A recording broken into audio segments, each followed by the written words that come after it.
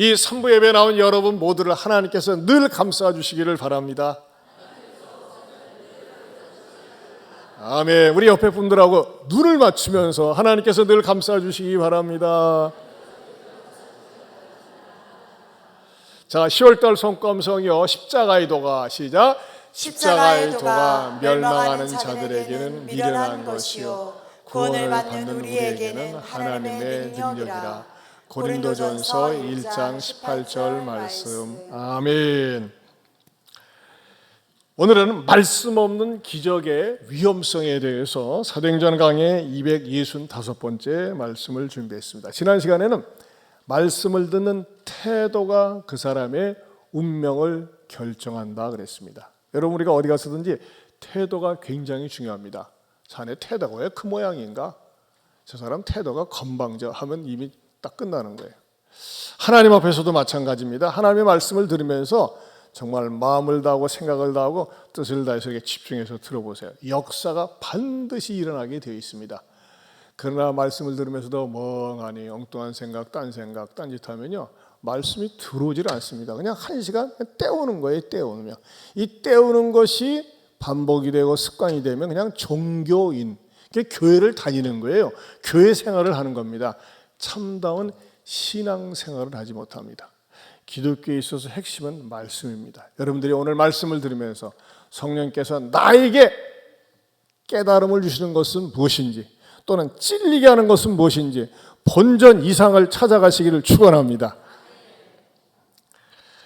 오늘 본문은 어떤 내용입니까? 지난 시간에도 말씀드렸습니다. 루스드라에 나면서부터 한 번도 걷지 못한 이 장애인을 바울이 말 한마디로 일으켜 세우는 사건이 발생합니다. 그러자 그 사건을 지켜보았던 그 루스드라에 사는 사람들이 난리가 나가지고 이 사람들 신 같아, 신들이 내려왔구나 하면서 산 사람 앞에 화환과 사람들을 모아가지고 제사 지내려고 하니까 바울과 바나바가 사람 제대로 알아봤네, 그렇게 합니까? 펄쩍펄쩍 뛰면서 뭔 소리야, 우리도 당신들과 똑같은 사람이야, 왜 이런 짓을 하려고 그래 하면서 만류하는 장면이 오늘 본문에 나옵니다. 자, 그렇다면 오늘 본문을 통해서 우리들에게 주시는 진리는 무엇일까요? 첫째는요, 여전히 신화를 믿으며 사는 사람들이 있다는 것입니다. 여러분, 신화라는 건 뭡니까? 사람들이 상상력에 의해서 만들어낸 꾸민 얘기입니다. 그런데 사람들은 종종 이 상상을 통해서 만들어낸 그 내용을 현실에 적용하면서 종교로 만드는 겁니다. 여러분, 단군신화 그거 완전히 썰입니다. 썰이에요, 썰. 그렇지 않습니까? 그거는 만들어낸 얘기예요. 그런데 어떤 종교인들이 그걸 통해서 종교 영업을 하려고 단군교를 만들었습니다. 그리고 한때는요, 지방에 웬만한 초등학교에 단군 상이 있었어요. 그리고 한때 막 굉장히 단군을 강조한 적이 있었습니다. 하지만 여러분, 그건 어디까지나 꾸며낸 얘기입니다. 그리고 그 뒤에 말하자면 돈벌이 수단으로 이용해 먹으려고는 종교인들이 있을 뿐이라고 하는 것입니다. 자, 이 신화를 믿으면서 그것을 현실성 있게 적용시키려고 하는 사람들이 오늘 본문에 등장했었어요. 어떤 식으로 등장했습니까? 11절을 다시 보면요, 우리가 바울이 한 일을 보고 루가오니아 방언으로 소리질러 이르되 신들이 사람의 형성으로 우리 가운데 내려오셨다. 뭐예요? 착각을 하고 있는 겁니다. 즉, 이 루가오니아의 지역에는 이게 흘러내리는 전설 따라 삼천리 같은 그런 신화가 있었습니다.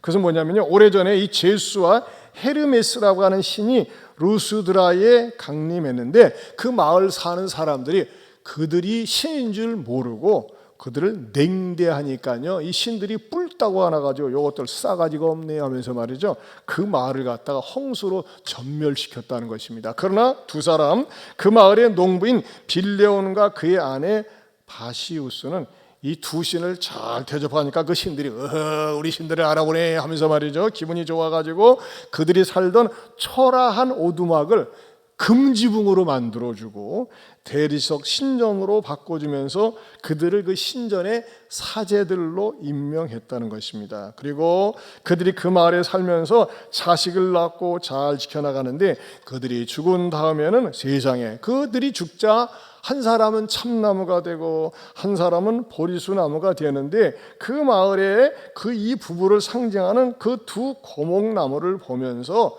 옛날에 우리 신들이 와가지고 박대를 했다가 우리가 망했고 두 사람은 저렇게 살았는데 우리도 정신 차리자라고 하는 그 두려운 콤플렉스를 이 지방 사람들이 가지고 썼었다는 것입니다. 그런데 이런 상황 속에서 바울과 바나바가 등장해서 장애인을 갖다가 단 한마디 말로 일으켜 세우니까 깜짝 놀래가지고 이야, 이 사람들이 진짜 신으로 온 거 아니야? 하면서 이들을 갖다가 세워가지고 화환을 가지고 가고 사람들을 데리고 가지고 제사를 지내려고 했다는 것이죠.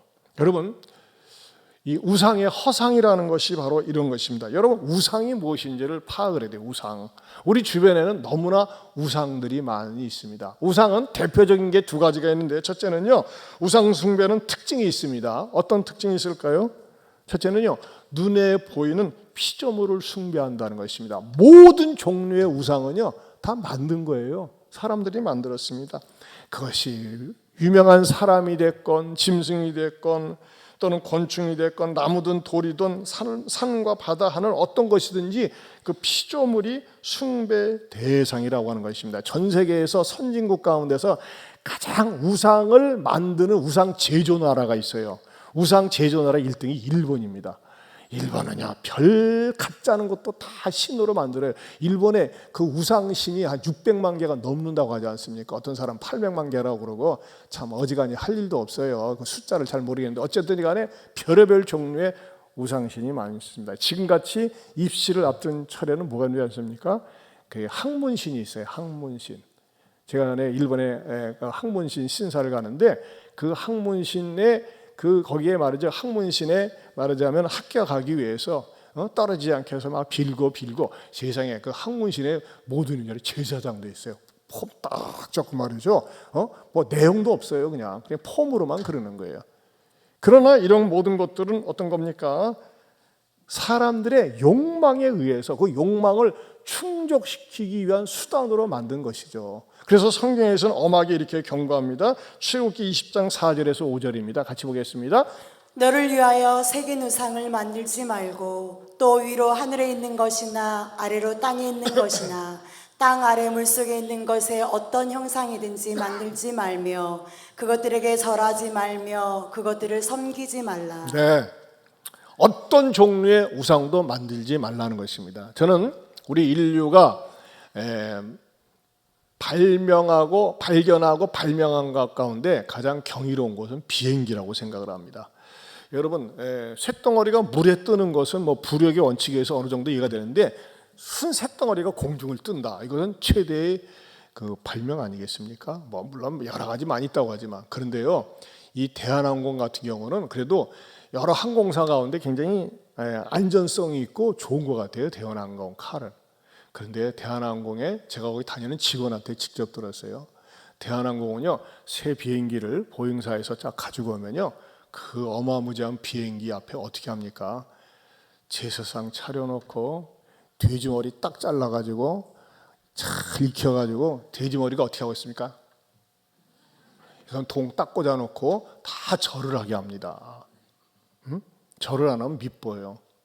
그럼 여러분, 그 돼지 대가리 앞에 절을 하는 행위는 무엇을 의미합니까? 아무리 생각해도 네 대가리가 내 대가리보다 낫다, 그런 의미로 절을 하는 거 아니겠어요? 안 그러겠어요? 최고의 지성인들이 가진 사람들이 그 대가리 앞에, 그것도 말이야 삶은 대가리예요. 그리고 또 끝난 다음에 또 처먹어. 새우젓 찍어가지고. 자, 이게 인간의 어리석음이에요. 왜 그런 짓을 하죠? 두렵다는 거예요. 무섭다는 거예요.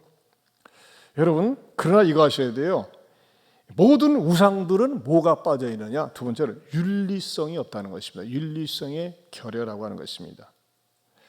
오늘 성경에 등장하는 제우스라고 하는 신은요, 신화 속의 제우스는 바람둥이로 등장합니다.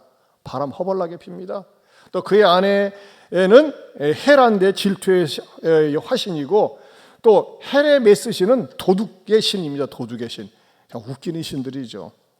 여러분, 우상신들, 무당이나 점쟁이들이, 여러분 옛날에 왕년에 점쟁이 집 드나들면 아시죠?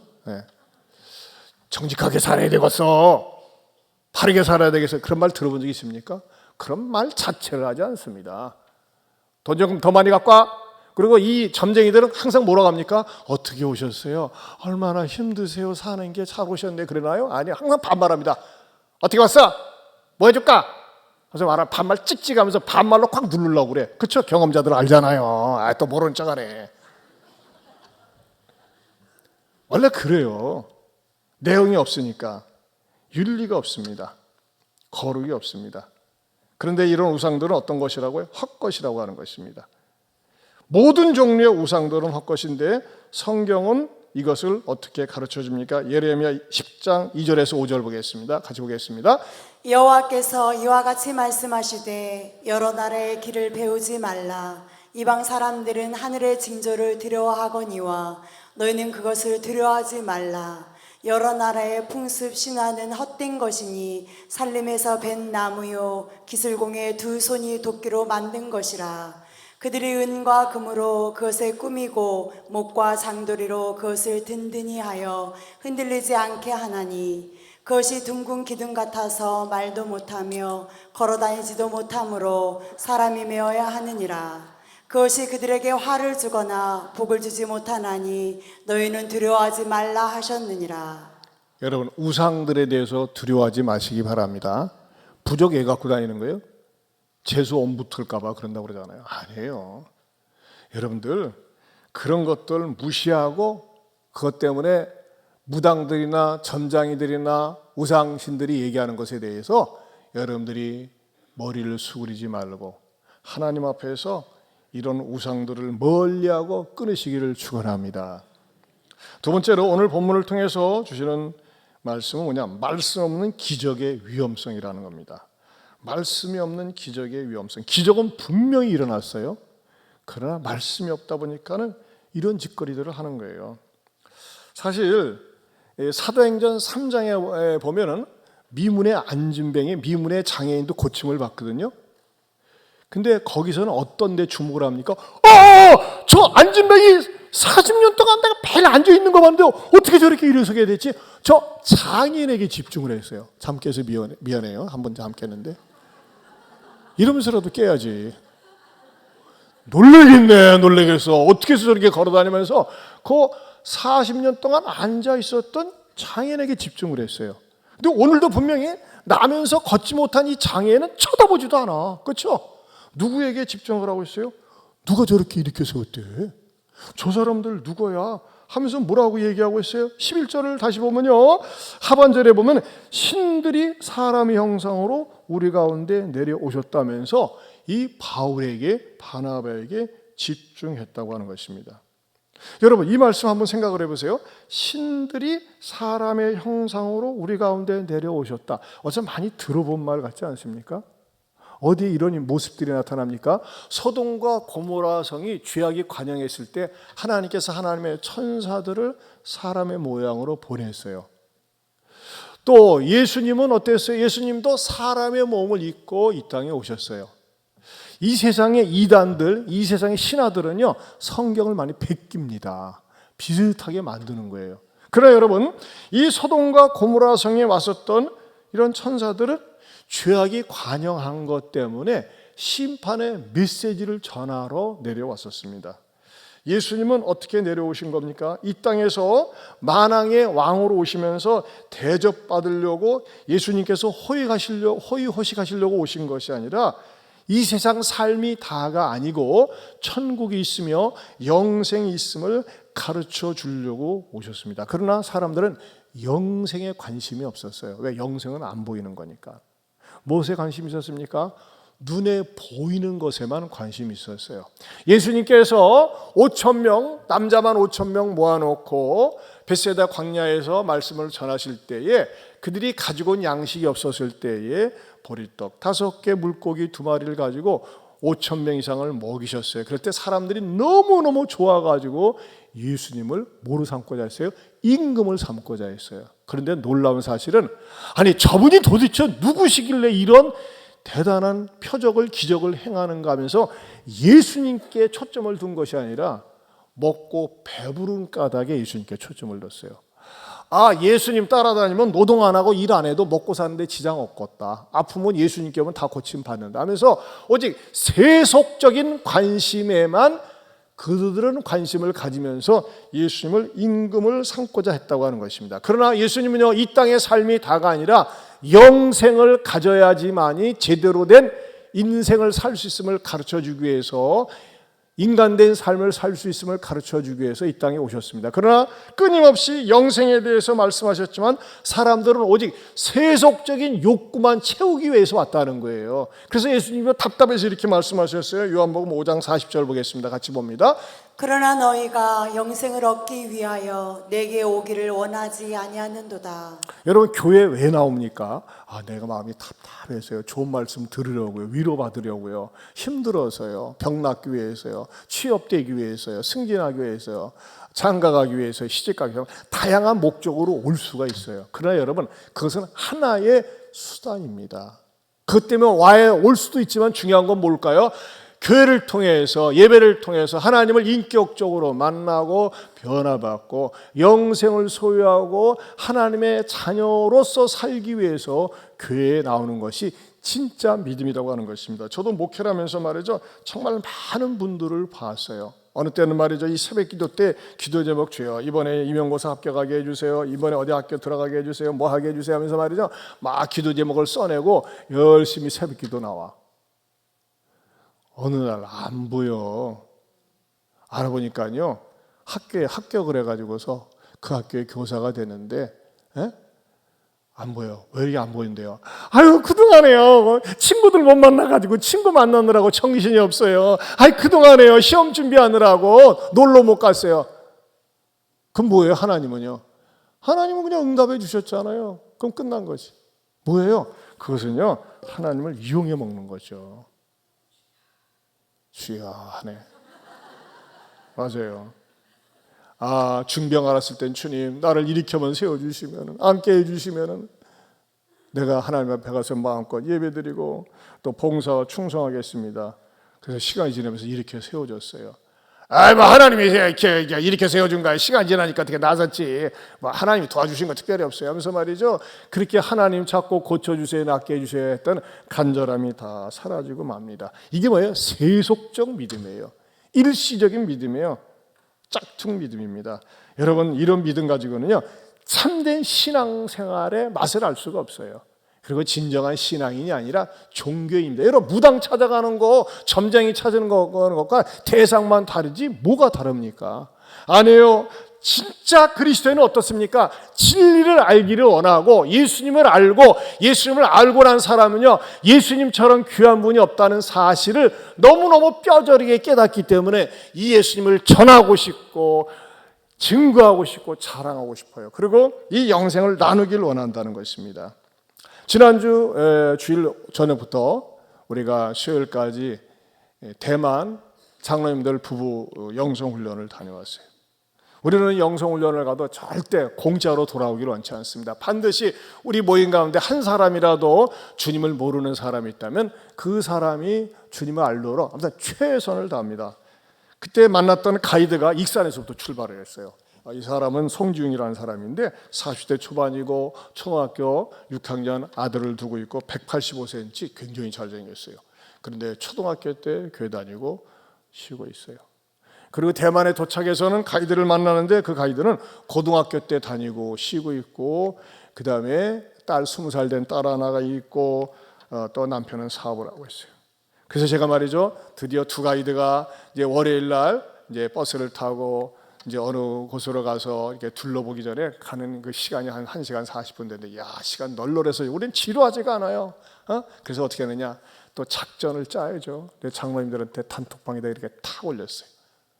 하나님께서 두 가이드를 보내주셨는데 기회가 주어지면 복음 전할 수 있도록 먼저 장로님 부부가 평소 실력대로 예수님 믿고 행복한 간증을 준비해 주시길 바랍니다.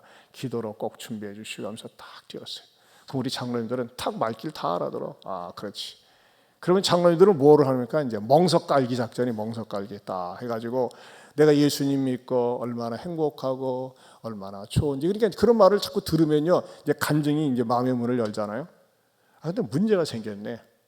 이제 출발이에요, 출발. 출발인데 첫 번째 장로님이 간증을 너무 세게 해버렸어. 세게 가지고 그냥 본색이 드러나 버렸어.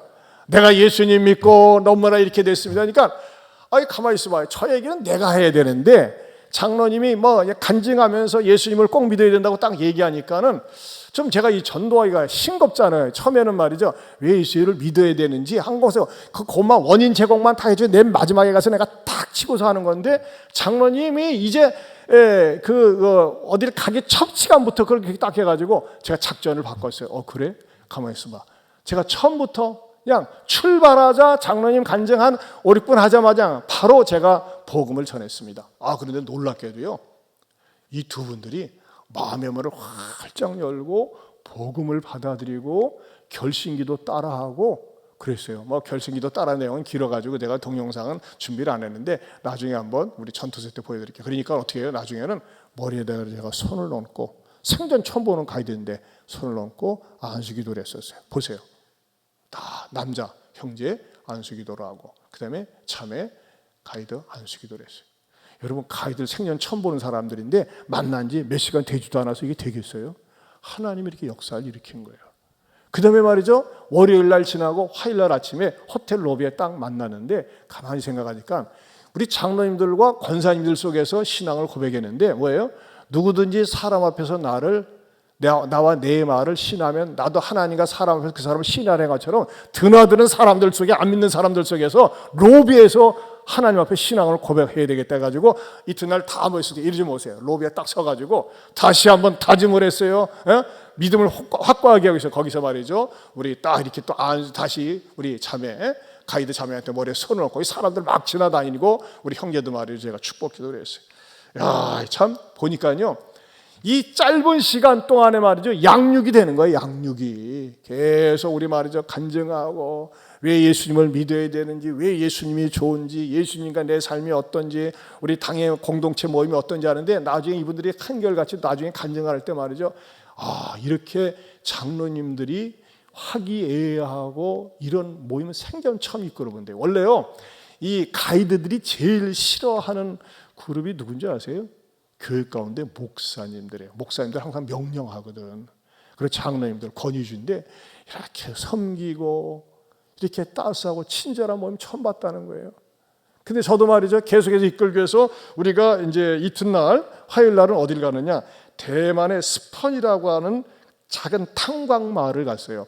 근데 그 대만의 스펀은 말이죠, 아시지만 폐광이 돼가지고 말하자면은 광물을 하나도 캐내지 못해요. 대신에 폐광됐기 때문에 그 마을을 뭐로 만드냐, 풍등 행사, 풍선에다가 자기 소원을 적어가지고 띄우는 행사를 하는 거예요. 근데요, 장난이야, 인산인해를 이뤄요. 그래서 풍등에다가, 거기는 이제 고무풍선이 아니라 종이를 갖다가 이렇게 발라가지고 거기다가 소원을 써서 하늘에다 띄우는 거거든요. 그럼 어느 정도 올라가다 이게 터져가지고 사라지는데, 처음에는 좀 찝찝하더라고. 무슨 소원을 저런 데 쓰냐 했더니 막상 가보니까 의미가 있는 거예요. 그래서 제 마음속에 또 하나 아이디어를 얻었어요. 야, 저거 하기 위해서 1시간 이상 타이페이 도시에서 들어가는데 저거 하나 하기 위해서, 물론 이 사람들이 요양소에서 한 건데, 저는 그 생각이 나는 거예요. 얼마나 익산을 사랑하는지. 우리 용화산이나 미륵산에다가 저거 유치하면 좋겠다. 그 상업성이 있는 거예요. 본전도 별로 안 들어가. 그냥 사람들이 저기다 소원 써가지고서 띄우면 막 박수치고 그러는데, 여러분 저희 가서 무엇을 했겠어요? 우리 자매 이름이 수옥씨고 형제 이름이 지웅씨인데 저는 이렇게 다 글씨를 썼어요. 이렇게 딱 수옥 예수 믿고 성공, 지웅 예수 신앙 회복되게 하소서 하면서 말이죠, 저렇게 글을 갖다가 딱 썼어요. 수옥 예수 믿고 성공, 지웅 예수 신앙 회복하게 하소서 하면서 이렇게 딱 뛰어오르는 거예요. 안녕, 하나, 둘, 셋, 좋아요.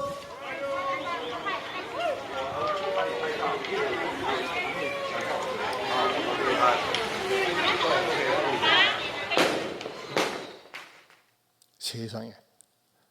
저걸 하러 1시간을 가요. 야, 진짜 열받더라고, 인간적으로는. 그러면 어떡하겠어. 뭐라 유명하다고 하니까.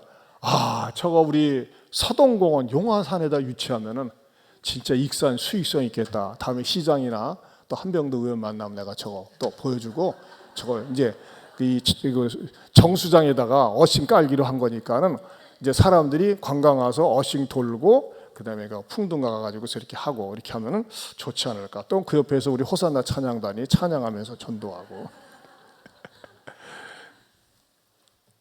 그리고 이제 수요일 날 나오는데 말이죠. 저 이렇게 좀 둘러보는데, 그 대만 국제공항 앞에 말이죠. 타이페이 국제공항에 뭐가 있냐면요. 기도실이 3개 있더라고요. 하나는 무슬림을 위해서, 하나는 불교인을 위해서, 하나는 기독교인을 위해서. 근데 말이죠. 그 앞에서 사진을 찍었는데 여러분 이거 한번 보세요. 뭐라고 써놓은지 아세요? 보이세요? 맨 위에 심령광장이라고 써요. 심령광장. 글씨가 잘 안 보이시죠? 예, 알지오 안경 가서 안경을 맞추시기 바랍니다. 예, 안 보이는 거. 그때가 이 한문에 의미가 있는 거예요. 이 한자 심령광장, 마음의 광장이 바로 프레이어 룸이에요. 근데 이걸 갖다 그냥 지나치면 됩니까? 우리 장로님들, 권사님들 여기서 또 기도 한 판 하고 갑시다. 대만을 축복하고 갑시다. 그래가지고 기도실에 들어가가지고 빡세게 주여 이 시진핑이가 대만을 건들지 않게 하여 주옵소서 하면서 말이죠. 빡세게 기도하고 대만을 축복하고 또 우리 가이드들을 저기 말에 축복하고 했어요. 제가 분명히 확신하고 단언하는 거 있습니다. 올해 시진핑이 대만 안 쳐들어옵니다. 네. 안 믿어요? 믿으세요. 제가 이 대만 분위기를 느끼니까요, 진짜 평화스럽고 자유스럽고, 대만 사람은요, 우리가 바깥에서 막 항상 중국하고 미국하고 위기 있는데 전혀 위기 의식이 없고, 보니까는 말하자면 대만과 이 중국은 자유스럽게 서로 왕래를 하더라고요. 야, 우리나라도 이 북한하고 자유스럽게 왕래한다면 얼마나 좋을까. 오히려 그런 참 부러운 기도 제목을 담고 오고, 대만을 쉽게 침공하지 못하겠구나 하는 것을 현장을 봤어요. 대만은 말이죠. 제가 놀라운 거가 한라산보다도 높은 산, 한라산보다도 높은 산이 약 280개인가 2,800개인가 훨씬 많더라고요. 산이 무지하게 많고, 산이 대만은 85%라고 그러더라고요. 그래서 이 대만을 공격하기도 어렵고, 어찌됐든 제가 대만에 가가지고 참 이렇게 자유스러운 영적인 분위기. 하지만 대만도 우상이 많습니다. 대만도 이렇게 복음이 많이 들어가야 되는 그런 나라로 이렇게 깨닫고 은혜스럽게 왔습니다. 기도해 주신 여러분께 감사하고, 우리 장로들 부부는 여러분 박갑하고 왔습니다. 세 번째로는요, 마음의 옷을 찢어야 한다는 겁니다. 마음의 옷을. 말씀이 없는 기적의 위험성이 이겁니다. 기적은 분명히 하나님께서 주신 특별한 능력입니다. 성령의 역사로 나타나는 것이죠. 그러나 말씀이 주어지지 않으면 문제가 생긴다는 것이죠. 기적을 자신들의 세계관이나 전설, 신화로 해석하는 행동으로 나타난다는 것입니다. 그래서 이 루가 5 지역에 사는 사람들은 어떻게 했어요? 바울이 행한 기적을 갖다가 마치 신들이 강명한 것처럼 오해를 하고 해석을 했죠. 그때 바울과 바나바는 그 기회를 놓치지 않고 어떻게 합니까? 자기 옷을 찢었습니다. 만약에 이들이 가만히 있었다면 하나님의 영광을 가로채는 것이 될 수 있겠죠. 하나님께 돌려야 될 영광을 자기네들이 받는다. 있을 수가 없는 것이죠. 그래서 이들은 영적인 순발력이 있었습니다. 여러분, 이단들은 어떻습니까? 이단들은 어떻게든지 자기가 영광스러운 존재임을 드러내려고 합니다. 그러면서 말이죠, 자기의 신도들을 만들죠. 하지만 바울과 바나바는 그러지 않았습니다. 사람들이 영광스럽게 만들려고 했어요. 만약에 그것을 바울과 바나바가 가만히 그냥 있었으면 어떻게 될까요? 바울교, 바나바교가 생겼겠죠. 하지만 그들은 견딜 수가 없었어요. 하나님께 돌려야 할 영광을 자기네들이 가로챌 수 없다는 생각 속에 그 적극적이고 노골적인 반대 표현을 옷을 찢는 것으로 보여줬습니다. 여러분, 옷이라고 하는 것은 어떤 기능을 합니까? 옷은 좋은 기능입니다. 수치를 가리는 것이죠. 옷이라고 하는 것은 때로 신분을 나타냅니다. 여러분 천주교 보세요. 천주교는 옷이 급마다 다릅니다. 교황 다르고 추기경 다르고 대주교 다르고 주교 다르고 신부 다릅니다. 자, 옷이 그 사람의 폼을 딱 폼 잡게 하고 그 옷 앞에 사람들이 주눅들게 만드는 거예요. 내가 이런 옷을 입었어. 나를 우습게 보지 마. 깔보면 너 죽어. 이런 식으로 말이죠. 자기 옷의 권위를 표현합니다. 그런데 어떻게 합니까? 이 바나바와 바울이 옷을 찢는다는 건 뭐예요? 속살을 드러내는 겁니다. 여러분, 자기 몸에 속살을 드러낸다는 것은 수치를 드러내는 거 아니겠습니까? 특별히 무엇을 보여주는 것입니까? 여러분, 나나 여러분이나 우리는 똑같은 사람입니다. 우린 내세울 것 없습니다. 특별히 개혁주의 교회, 우리 합동측은요, 강대상에서 가운을 입지 않습니다. 가운을 안 입는 그 신학적인 의미가 있어요. 가운 속에서 사람에게 인위적으로 거룩함을 보이기보다는 저와 여러분은 똑같은 하나님 앞에서 사람들인데 단순히 목사는 기능적으로 말씀을 전하는 주의 종이라는 입장에서 제가 강대상을 쓴 것이지. 그래서 우리 교회는요, 저는 배운 게 그래요. 우리 성례식 때도 가운을 입지 않습니다. 왜? 모든 사람이 하나님 앞에서는 똑같다고 하는 것을 가르쳐 주기 위해서 그렇습니다. 저는 우리 개혁주의가 너무 좋은 것 같아요. 그러나 사악한 교주들은 그렇게 하지 않습니다. 어떻게든지 자기를 돋보이게 하려고 한다는 것이죠. 저나 여러분에게 있어서 이 바울과 바나바에게 처한 그런 상황은 결코 주어지지 않을 것입니다. 그런 일이 교회에 없죠. 그런데 의외로 말이죠. 의외로 우리들 안에는 우상적인 요소가 있다고 하는 것입니다. 어떤 것일까요? 내가 이 일을 위해서 얼마나 큰 일을 했는데, 얼마나 땀을 많이 흘렸는데, 얼마나 대가를 지불했는데 나를 몰라? 주어? 옷을 찢어. 서운하다고, 섭섭하다고, 분하다고, 삐쳐가지고. 그런 경우가 의외로 많이 있지 않습니까? 베드로는 초대교회에서 가장 탁월한 영적인 지도자였습니다. 그도 많은 능력을 행하고 표적을 행했습니다. 그리고 이 베드로를 고넬료의 집에 초청해서 말씀을 들을 때 이렇게 귀한 하나님의 종이 우리 집을 방문하시다니, 집안 청소 깨끗하게 하는 것은 물론이고 어떻게 했습니까? 일가 친지를 다 모아놓고 기다렸는데 드디어 베드로가 들어오는 거예요. 베드로를 봤어요. 그때 고넬료가 어떤 태도를 취합니까? 사도행전 10장 24절에서 26절 같이 보겠습니다. 같이 봅니다. 이튿날 가이사랴에 들어가니 고넬료가 그의 친척과 가까운 친구들을 모아 기다리더니 마침 베드로가 들어올 때 고넬료가 맞아 발 앞에 엎드려 절하니 베드로가 일으켜 이르되 일어서라 나도 사람이라 하고. 일어서세요. 나도 사람입니다. 이것은 무엇과 같은 고백입니까? 마치 바울이 15절에 이르되 여러분이 어찌하여 이러한 일을 하느냐, 우리도 여러분과 같은 성정을 가진 사람이라, 여러분과 같은 성격을 가진 사람이다 라는 고백과 같다는 것입니다. 여러분, 요즘 우리 사회, 21세기 우리 사회는 많은 부모들이 자녀들을 아이들을 만들기 원하는 아이돌, 영어로 아이돌이 우상 아닙니까? 노래 우상, 신의 손이라고 그러고 신의 수라고 얘기하고 신의 손이라고 하고 이 신이라는 말을 많이 갖다 붙이면서 우상을 만드는 그런 사회에 살고 있습니다. 최근에도 기생충에서 유명한 배우 이성균이가 마약을 먹었다 해가지고서 말이죠, 수사를 받고 있지 않습니까? 왜 사람들이 유명해지는데도 불구하고 돈 많이 버는데도 불구하고 남보다 부러운 자리에 있는데도 불구하고 마약에 손을 대는 걸까요?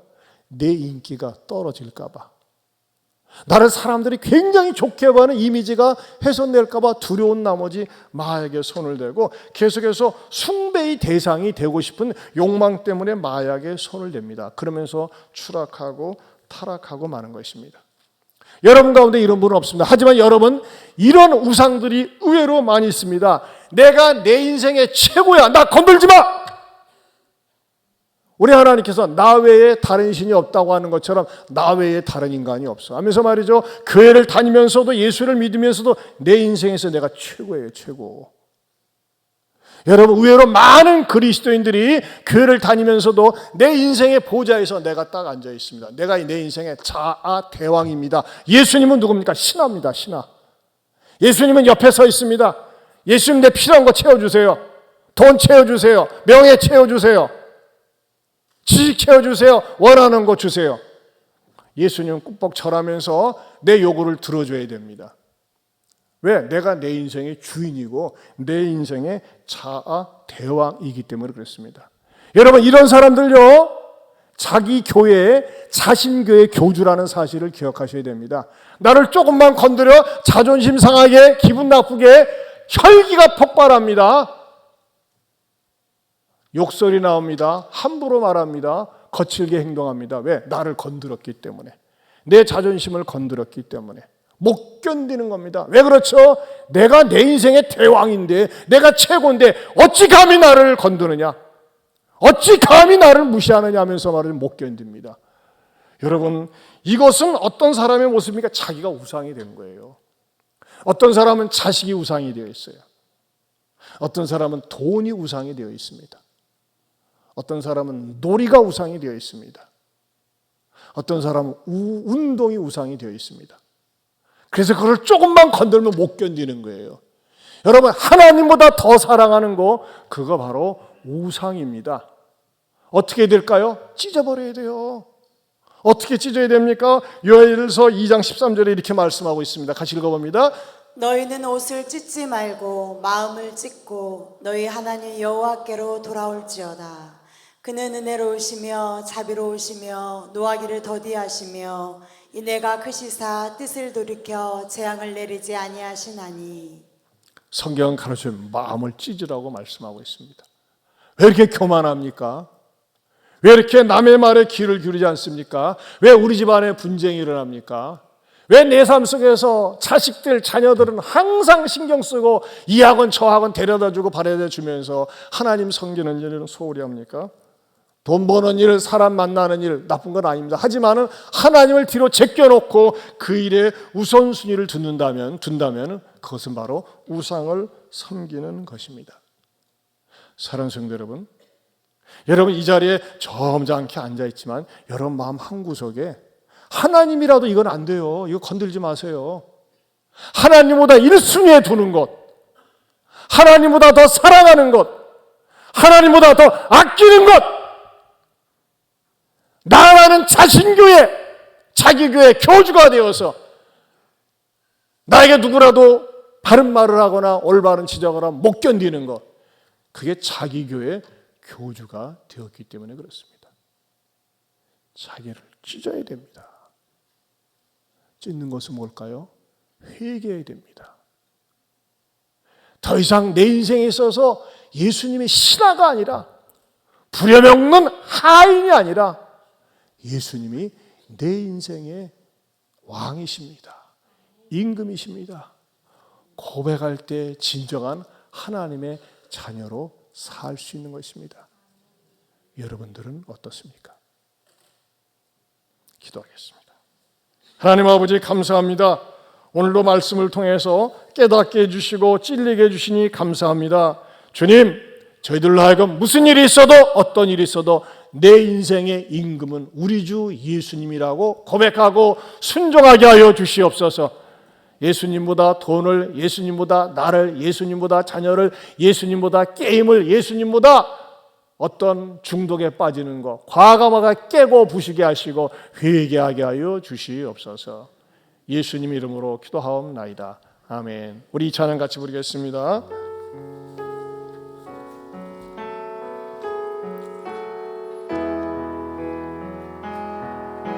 손 들고 찬양합니다. 다시 오실 왕 여호와께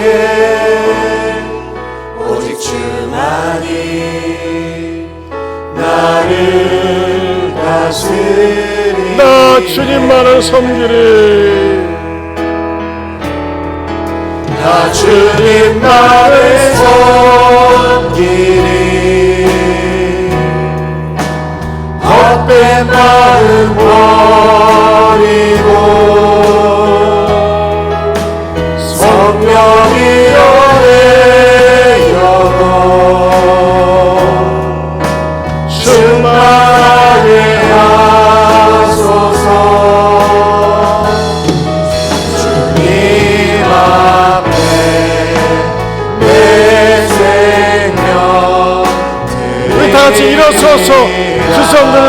기도합니다. 두손 들고 기도합니다.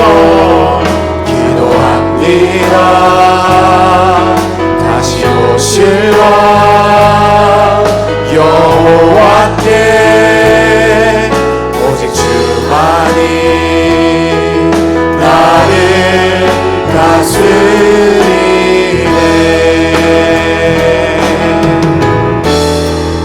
나 주님 안에서 악한 마음 버리고 악한 마음 버리고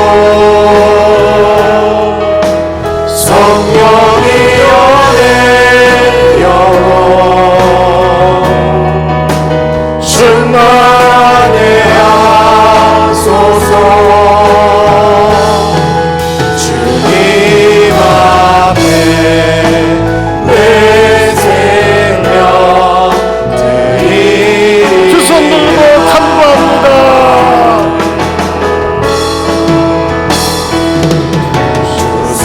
들고 간구합니다. 다시 오실 왕 여호와께 오직 주만이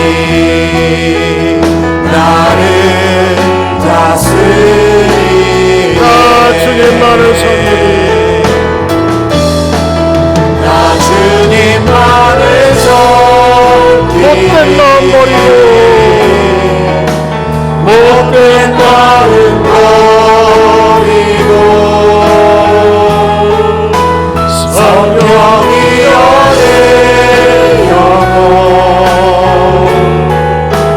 충만하게 하소서. 주님 앞에 내 생명 나 주님만을 섬기리. 나 주님만을 헛된 마음 버리고 헛된 마음 버리고 성령이 연애 영혼 충만하게 하소서. 주님 앞에 내 생명 드리리라. 여러분 말씀을 들으면서 깊이 생각해 보세요. 예수님과 여러분의 관계는 어떻습니까? 예수님이 여러분의 신하는 아닙니까? 여러분의 명령을 들어야 하는 하인은 아닙니까? 그렇게 취급당하고 있지 않습니까? 어떤 사람이 그럴까요? 예수님보다 더 사랑하는 그 무엇? 물질, 명예, 지위, 세상 재미, 자아, 강한 자아, 자존심, 그거 우상입니다. 그거 깨져야 됩니다. 여러분, 예수님은 우상 가운데 한 사람이 아니에요. 만왕의 왕이세요. 창조주가 되세요. 그분은 영광과 경배를 받게 합당한 분인데, 의외로 우리는 우리의 삶 속에서 예수님을 내 인생의 보좌에서 저마침 내려놓고 필요할 때만, 아쉬울 때만 손 내밀고 있지 않습니까? 하나님이 용서해 주세요. 제가 우상을 섬기고 있습니다. 제가 우상을 버리겠습니다. 예수님이 내 인생의 전부가 되고 영광과 찬송을 받으시게 합당한 분으로 모시고 섬기겠다고, 우상을 버리겠다고 하나님 앞에 얘기하는 기도하세요. 그럴 때 하나님께서 내 인생의 왕자에 찾아오셔서 나에게 평안을 주시고 자유함을 주시고 기쁨을 주실 겁니다. 주신 말씀 붙들고 우리 주여 한번 부르고 기도합니다. 주여!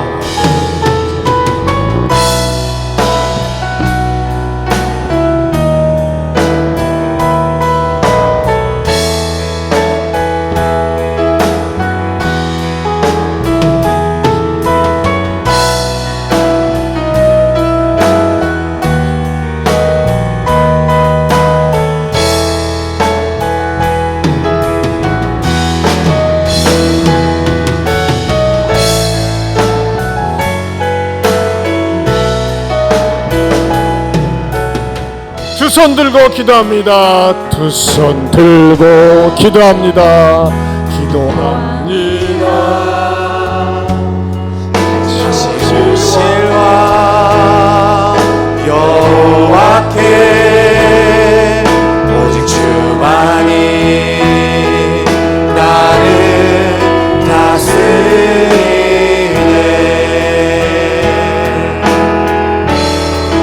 나 주님만을 섬기리. 헛된 마음 버리고 헛된 마음 버리고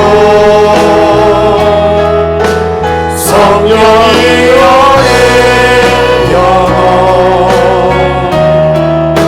충만하게 하소서. 주님 앞에 내 생명 드리리라. 하나님 아버지, 저희들로 하여금 잡신을 섬기는 잡스러운 인간이 되지 않음을 감사합니다. 우상의 꼬붕이 되지 않게 하심을 감사합니다. 그러나 주님, 의외로 우리의 마음속에 의상이 있었음을 고백합니다. 하나님보다 돈을 더 사랑하고, 하나님보다 명예를 더 사랑하고, 하나님보다 내 자존심을 더 사랑하고,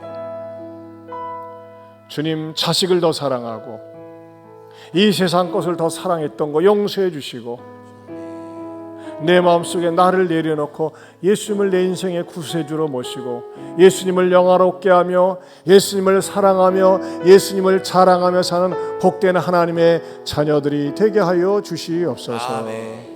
이제는 우리 주 예수 그리스도의 은혜와 하나님 아버지의 변함이 없는 사랑과 성령님의 감화감동 교통하심의 은혜가 우상을 버리고 예수님을 모시고 예수님을 사랑하고 자랑하며 살겠노라고 다짐하는 모든 성도들 위해 영원토록 함께 있을지어다. 아멘.